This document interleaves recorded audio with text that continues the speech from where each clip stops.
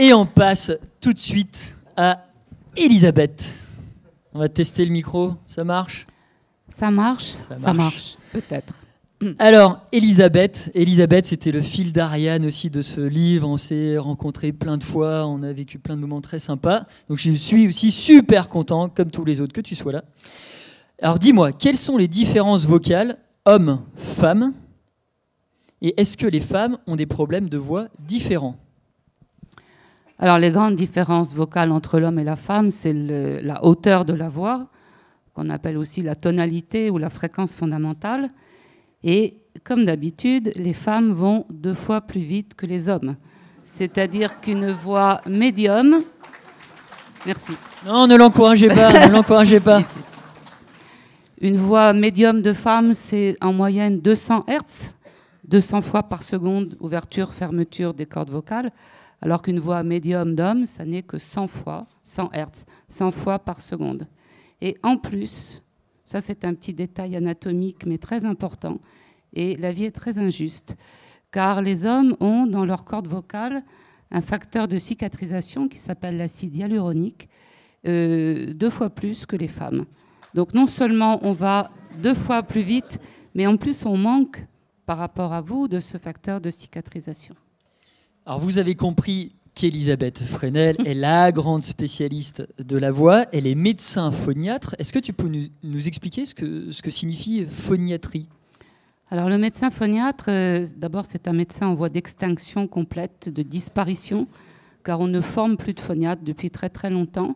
Donc si j'ose dire, profitez-en, non pas parce que c'est moi, mais parce qu'il y a à peu près 40 médecins phoniatres pour toute la France. C'est tout ce qui reste.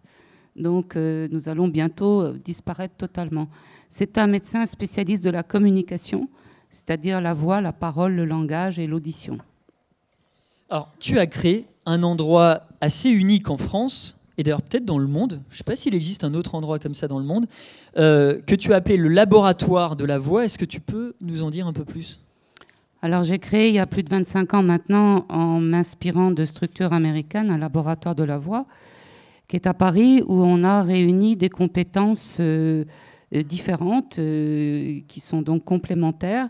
Je suis médecin phoniatre, donc j'ai avec moi 4 orthophonistes, donc spécialistes dans la rééducation de la voix et de la parole. J'ai plusieurs psychologues qui font des thérapies cognitivo-comportementales et qui sont en charge qui prennent en charge l'anxiété, le stress et l'affirmation de soi. J'ai un ostéopathe spécialisé dans le larynx essentiellement, un kinésithérapeute respiratoire et un professeur de chant. Super. Elisabeth, est-ce que tu peux nous expliquer comment naît la voix? Alors Magnéto, Serge, si tu veux mettre le slide. Ouais, super. Quand Christophe m'a posé cette question la première fois et que je lui ai écrit un papier, il m'a envoyé un mail en me disant c'est pas possible, c'est beaucoup trop ennuyeux, on peut pas. Je l'ai maudit, quoi. On peut pas faire les choses comme ça. Mais bon, c'est l'anatomie et la physiologie, donc tout le corps humain va participer à la production vocale. D'abord, il faut respirer. Donc, on parle sur l'expiration et non pas sur l'inspiration. Ce qu'on peut voir de temps en temps en pathologie, et grâce à la pression d'air qui arrive sous les cordes vocales, on produit un son initial qu'on appelle la fréquence fondamentale. Ce son va monter dans ce qu'il y a au-dessus, ce qu'on appelle les résonateurs, les cavités de résonance, et là, la voix va être enrichie en harmonique, le timbre de la voix va être fabriqué, et on va articuler la voix en parole. Tout ça va être contrôlé par l'oreille et par le cerveau. Et chez un chanteur lyrique, par exemple, quand il chante, il y a à peu près 200 muscles du corps humain qui sont en action.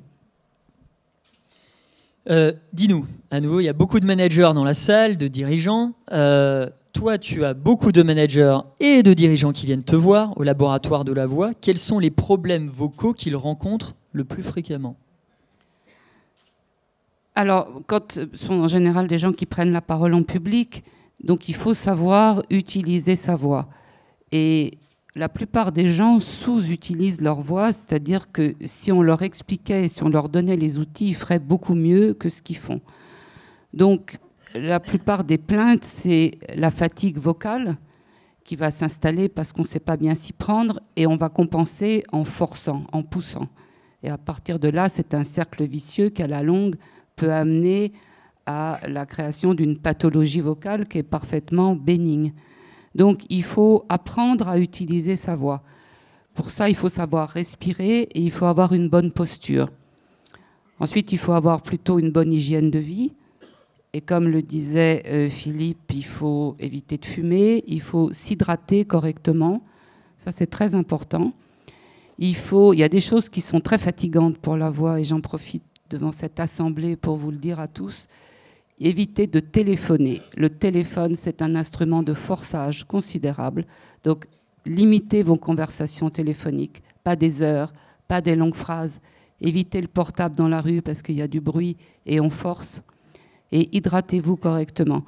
Et dernier conseil, je pense qu'il faut aimer sa voix pour pouvoir la donner aux autres, l'offrir aux autres. Et c'est un outil de persuasion et c'est un outil de conviction. Donc, il faut que toutes ces conditions soient réunies. Ouais, ça me renvoie à ma propre voix. Elle m'a recueilli vocalement parce que j'ai à peu près, c'est l'inverse de toutes ces recommandations. Une mauvaise hygiène de vie, une mauvaise posture, je respire mal. Bon bref. Donc, non, je fume pas. Voilà, ça c'est le message d'espoir. Bon, tu as quelques professeurs ici dans la salle. Qu'as-tu à dire sur leur voix? Des enseignants, tu veux dire? Des enseignants, oui, tout à fait. Enseignants, chercheurs, on est à Lyon. Alors, le problème des enseignants en France, bon là je parle plutôt des enseignants qui travaillent dans des écoles, c'est qu'on ne fait rien pour la voix des enseignants. On leur donne des choses pédagogiques, mais on ne leur apprend pas que leur outil de travail va être leur voix. Donc il y a énormément de problèmes avec les voix des enseignants. Alors ensuite, ça dépend de la taille de la salle dans laquelle on travaille, si on est dans un amphithéâtre, si on est dans une grande salle, si on a un micro, si on est dans une salle plus petite, si on doit utiliser une voix portée, projetée. Il faut savoir aussi maintenir l'attention de ses étudiants ou de ses élèves. Donc il faut varier. Quelqu'un l'a dit, il faut varier l'intonation, il faut varier le débit, il faut faire des silences. Souvent, on dit beaucoup de choses en s'arrêtant de parler, ce que je vais faire dans un instant. Et il faut varier l'intonation. Plus on varie sa fréquence, plus ça donne des qualités esthétiques et de communication à la voix. Et c'est compliqué quand, je reviens aux professeurs qui sont dans les écoles, quand ils doivent utiliser 6 heures par jour leur voix. Et en général, dans un milieu sonore qui commence à être de plus en plus important.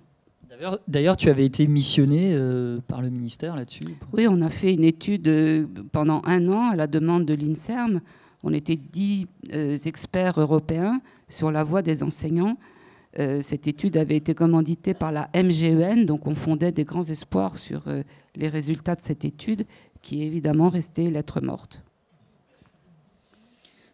C'est pas la première.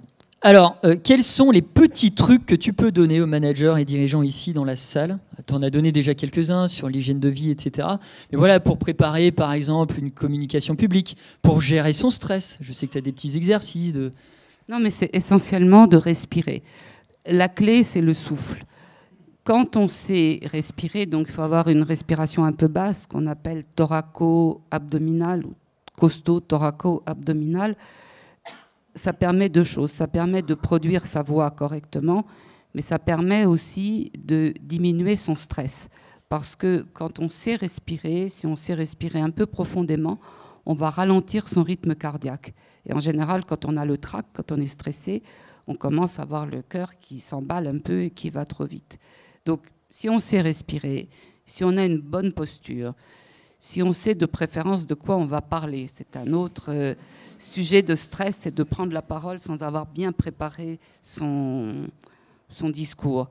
Si on a de l'eau pour pouvoir s'hydrater, c'est important de boire. Normalement, ça doit aller tout seul. Et juste pour l'articulation, bien travailler l'articulation, tu as des petits exercices. Si tu peux juste nous en livrer un ou 2. Il exagère, j'ai rien préparé du tout à ce sujet. C'est comme ça, je sais que tu aimes bien réagir. Non, mais voilà, il faut... L'articulation, c'est important, mais il faut que ce soit, nous on appelle ça une articulation précise, sans que ce soit surarticulé. Parce que si c'est trop articulé, c'est extrêmement gênant. Mais je pense que le comédien serait plus à même de vous donner des exemples d'articulation. Tu veux intervenir, Philippe? Oui, non. C'est vrai qu'il y a un exercice qui est très bien, c'est de lire à haute voix. Lire le journal, n'importe quoi, mais s'entraîner à lire à haute voix et en fait à s'adresser à un public fictif. C'est-à-dire que vous disposez des interlocuteurs dans la salle, vous pouvez parler à l'ensemble de la salle et lire debout, naturellement, jamais assis, parce que ça bloque la respiration, être debout, et puis se déplacer aussi, hein, dans le déplacement. Et d'un seul coup, vous allez prendre quelqu'un, vous l'imaginez à 4-5 mètres, et vous lui parlez les yeux dans les yeux. Et puis après, quelqu'un qui justement ne vous écoute pas, qui est peut-être plus près de vous, et lui aussi s'adresser à lui. Donc ça, c'est des exercices que vous pouvez faire. D'abord, ce sont des exercices d'articulation. Et puis lire à haute voix, c'est vraiment très très bien parce que ça permet aussi de respirer et de voir ce qui se passe quand on est en mouvement en plus. Parce que c'est un engagement de tout le corps. Alors, vous pouvez vous en rendre compte, là, la schizophrénie de Philippe Pétieux, elle n'a pas de limite. Donc, il s'adresse à Homer, qui est dans un coin de sa... Et puis, il s'adresse à des amis imaginaires qui composent une salle vide. Bon, je m'ennuie pas. Hein. Ouais, non, mais on sent qu'il y a une vie intérieure extrêmement riche. Allez, merci Elisabeth. On l'applaudit, s'il vous plaît.